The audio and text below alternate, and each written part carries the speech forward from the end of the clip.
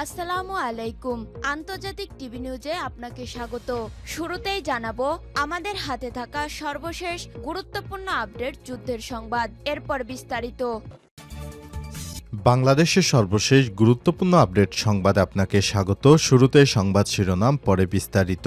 শুরুতেই জানাবো বোমা হামলার হুমকি, বিমানে তল্লাশি। ইতালি রোম থেকে ঢাকাগামী বিমান বাংলাদেশ এয়ারলাইন্সের বিজি 356 নম্বর ফ্লাইটে বোমা হামলার হুমকি দেওয়া হয়েছে। অপরিচিত একটি নম্বর থেকে ঢাকার হযরত শাহজালাল আন্তর্জাতিক বিমানবন্দরে ফোন করে এই হুমকি দেওয়া হয়। এই ঘটনায় যাত্রীদের টার্মিনাল ভবনে রাখা হয়েছে, তবে তল্লাশি করে কোনো বোমা বা বিস্ফোরক দ্রব্য পাওয়া যায়নি বলে জানিয়েছে বিমানবন্দর কর্তৃপক্ষ। এরপর জানাবো রাজধানীর শাহবাগ মোড়ে অবরোধ ম্যাটস শিক্ষার্থীদের।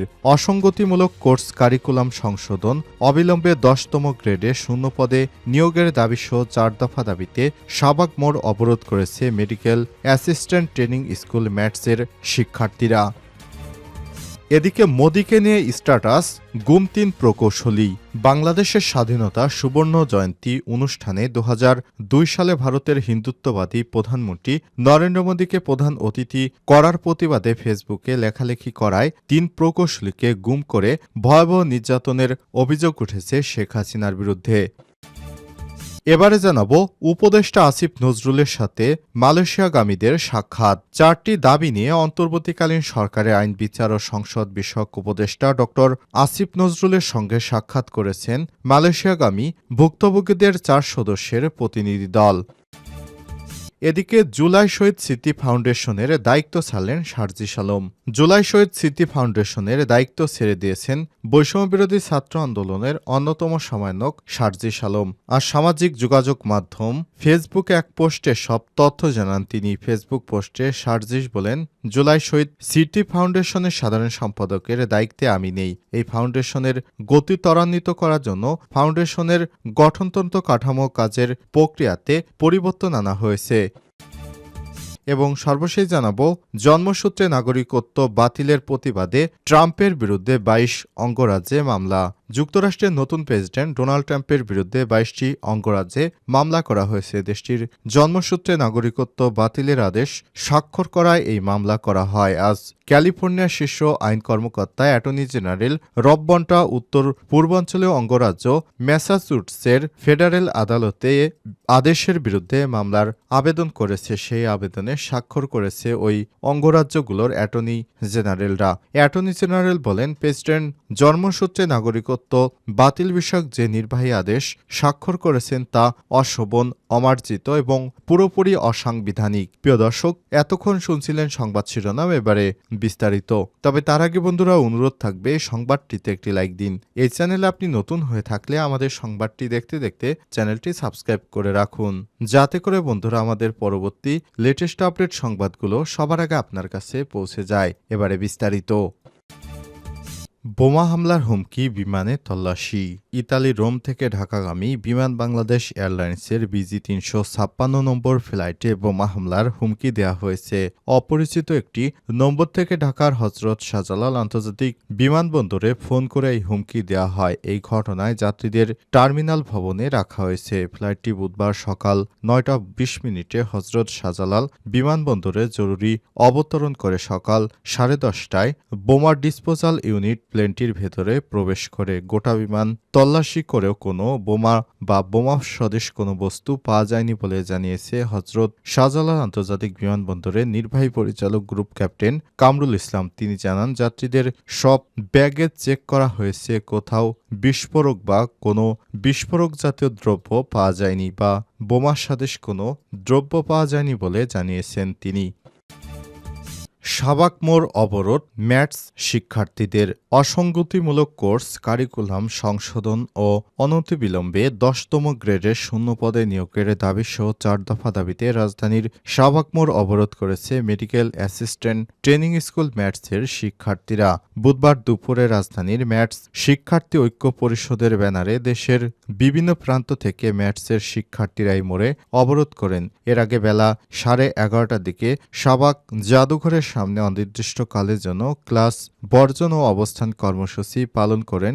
সে সময় সরকারকে 1 ঘন্টার সময় বেঁধে দেন। তারা নির্ধারিত সময়ের মধ্যে কোনো আশ্বাস না পেলে শাহবাগ মোড় অবরোধ করেন শিক্ষার্থীরা। এ বিষয়ে সাধারণত ম্যাটস শিক্ষার্থী ঐক্য পরিষদের কেন্দ্রীয় সমন্বয়ক আব্দুল্লাহ মানসুর বলেন, আমরা আমাদের দাবিগুলো নিয়ে সরকার ও সংশ্লিষ্ট কর্তৃপক্ষকে 1 ঘন্টা সময় বেঁধে দিয়েছিলাম। নির্ধারিত সময় তারা আমাদের দাবি মেনে নেয়নি বা আমাদের সাথে যোগাযোগও করেনি, তাই আমরা শাহবাগ মোড়ে অবস্থান নিয়েছি।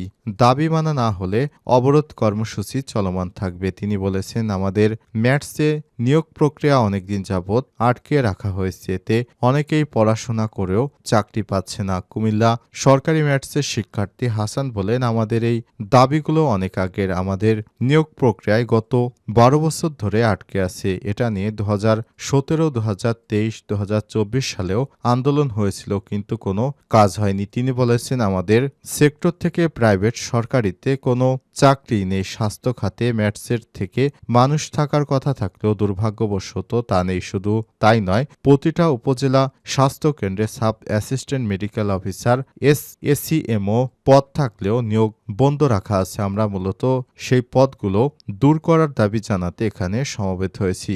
শিক্ষার্থীদের 4 দফা দাবিগুলো হলো 10তম গ্রেডে শূন্য পদে নিয়োগ, সরকারি ও বেসরকারি পর্যায়ে নতুন পদের কর্মসংস্থান সৃষ্টি করা, অবিলম্বে 4 বছরের একাডেমিক কোর্স বহাল রেখে অসঙ্গতিমূলক কোর্স কারিকুলাম সংশোধন ও ভাতাসহ 1 বছরের ইন্টার্নশিপ চালু, প্রস্তাবিত এলাইড হেলথ প্রফেশনাল বোর্ড বাতিল করে স্বতন্ত্র medical education board of Bangladesh নামে বোর্ড চালু করা, আন্তর্জাতিক মানদণ্ড ও BMNDC ক্লিনিক এর বিষয়ে উচ্চশিক্ষা সুযোগ তৈরি করা।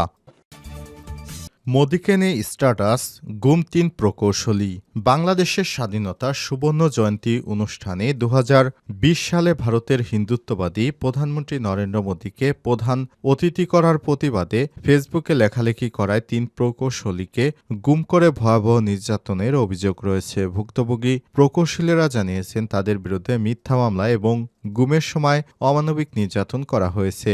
গুমের ঘটনায় র্যাবের কয়েকজন কর্মকর্তাকেও শনাক্ত করেছেন তারা। 3 প্রকৌশলীদের মধ্যে Masrur Anwar Chowdhury independent university of Bangladesh থেকে ইলেকট্রিক্যাল অ্যান্ড ইলেকট্রনিক্স ইঞ্জিনিয়ারিংয়ে গ্র্যাজুয়েশন শেষ করেছেন।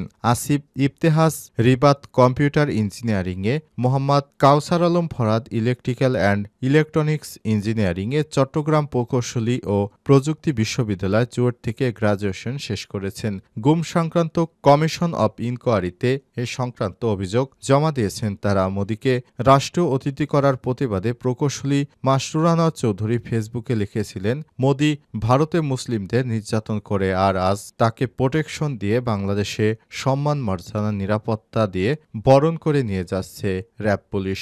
মনে রাখা হবে, এর আগের বছর 20 অক্টোবর বিএসএফ এর হাতে নির্মম মারধরের শিকার 5 জন র্যাব সদস্যের রক্তাক্ত ছিন্ন বস্ত্রের ছবি ফেসবুকে পোস্ট করে তিনি লিখেছিলেন, এবার বিএসএফ আর ভারতীয় গ্রামবাসী র্যাবের 5 সদস্যকে সোর্সো পিটিয়ে 10 ঘন্টা পর বাংলাদেশে ফেরত পাঠিয়েছে। তারা র্যাব সদস্যরা মাদকের আসামিকে ধরতে গিয়ে ভারতের সীমান্তে ঢুকে পড়েছিল। 5 গোলামেরা তাও বলবে ভারত আমাদের বন্ধু। এই ডিবি পুলিশগুলোই আমাদের ভারত বিরোধী নিরপরাধ দেশের মুসলিমদের গুম করবে, হত্যা করবে। ফেসবুকে ভারতের আধিপত্যবাদ নিয়ে এমন লেখার কারণে মোদি বাংলাদেশে আসার আগেই গুম করা হয়েছিল 3 প্রকৌশলীকে। ভুক্তভোগীরা জানান, তাদের জেএমবি সদস্য সাজিয়ে দিনের পর দিন গুম ও নির্মম নির্যাতনের পর মিডিয়া ট্রায়ালের মাধ্যমে বিশ্ববাসীর সামনে কুখ্যাত জঙ্গি বলে হাজির করা হয়েছিল। উপদেষ্টা আসিফ নজরুলের সঙ্গে মালয়েশিয়াগামীদের সাক্ষাৎ। 4টি দাবি নিয়ে অন্তর্বর্তীকালীন সরকারের আইন বিচার ও সংসদ বিষয়ক উপদেষ্টা ডক্টর আসিফ নজরুলের সঙ্গে সাক্ষাৎ করতে গেছেন মালয়েশিয়াগামী ভুক্তভোগীদের 4 সদস্যের প্রতিনিধি দল। বুধবার 12:30টার দিকে প্রবাসী কল্যাণ ভবনের সামনে আন্দোলনকারীরা ঘেরাও করলে পুলিশের মধ্যস্থতায় 4 সদস্যের প্রতিনিধিদের সাথে তার দেখা করা হয়। আন্দোলনকারীদের দাবি, আন্দোলনে আলাদা করে কিছু বললে আমরা মানব না। আসিফ নজরুল আমাদের তার সিদ্ধান্তের কথা জানাতে হবে। 4টি দাবি হলো 2024 সালের মে মাসে সংকটে আটকে পড়া সবাইকে মালয়েশিয়ায় নিতে হবে। 2, যাদের ভিসা বা ম্যান পাওয়ার হয়েছে কিন্তু সিন্ডিকেটের কারণে ফ্লাইট হয়নি তাদের মালয়েশিয়া যাওয়ার ব্যবস্থা করতে হবে। 3, ফেব্রুয়ারির 20 তারিখের মধ্যে সবাইকে মালয়েশিয়ায় পৌঁছানোর সুযোগ করে দিতে হবে। 4, আটকে থাকা কর্মীদের দিন তারিখ সরকার কর্তৃক নির্ধারিত করে দিতে হবে। রমনা থানার অফিসার ইনচার্জ মামুন আহমেদ জানান, আমরা চেষ্টা করছি যেন তাদের ন্যায্য দাবি পায়, সেজন্য আমাদের পক্ষ থেকে চেষ্টা করা হচ্ছে বলে জানিয়েছে তারা।